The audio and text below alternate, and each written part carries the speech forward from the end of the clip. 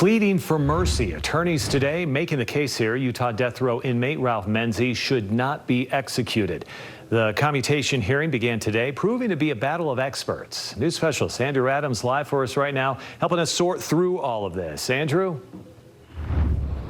The lawyers for Ralph Menzies pointed out multiple reasons why their client should not be executed, from the fact that he's a good citizen behind bars to the fact that there was perjured testimony that may have factored into his original death sentence.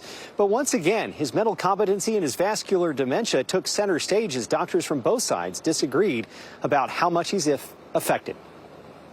You are not a court of law.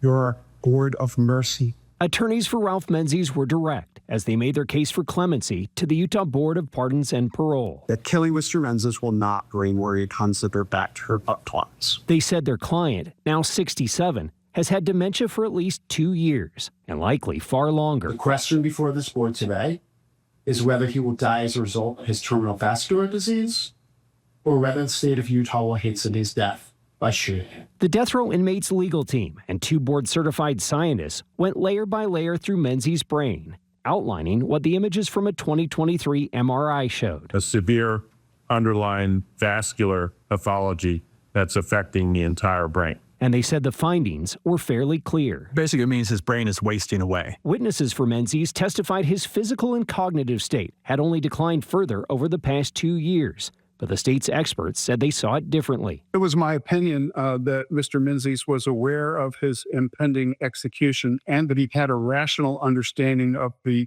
state of Utah's rationale or reason for executing him. That expert said the defense hindered more recent attempts to assess Menzies and wouldn't share raw data.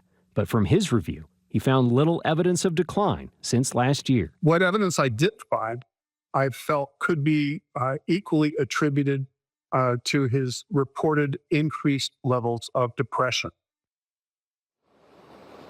Another state expert testified that it would be inaccurate to boil this down to dementia. He said there could be a variety of other factors in play, including personality disorders. Now, both sides wrapped up with their witnesses, so there's going to be no hearing tomorrow. The proceedings resume on Friday with victims' representatives. Back to you guys. Continue to watch, and we'll see what happens here. All right, Andrew, thank you.